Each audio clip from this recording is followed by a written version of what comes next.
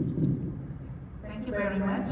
I'm Minnie, the Managing Director of the FSC Indigenous Foundation. I wanted to thank the panelists, especially the Indigenous peoples, for highlighting the value of forests for Indigenous peoples. I also wanted to address what Roslyn said about policy, making sure that policies are aligned. However, it is a reality that with the financial crisis affecting all governments, governments are now either changing their policies, where there are existing laws that protect forests, they are making amendments to allow for extractive industries to come in and extract the minerals from the forest.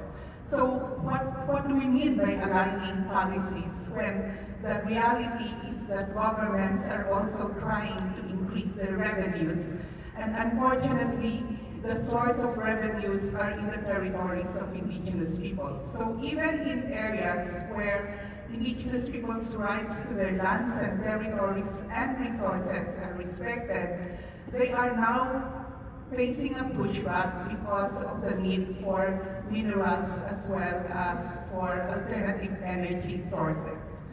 And the sad thing about this shift and this pushback is that when Indigenous peoples defend their forests, they are criminalized.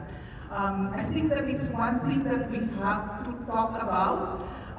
We cannot just talk about financial mechanisms without also recognizing the very real situation that Indigenous peoples are facing. It may be that we will have very good mechanisms in place, but it is also a reality that maybe there will be no more Indigenous peoples who can benefit from these mechanisms because they have been criminalized and they have been taken to jail or in some worse situations even killed for defending the forests. So let us not talk of just mechanisms, but let us also talk about the very real situation that is affecting Indigenous peoples. And one last point, because as an Indigenous person, we have to look at this in a holistic way.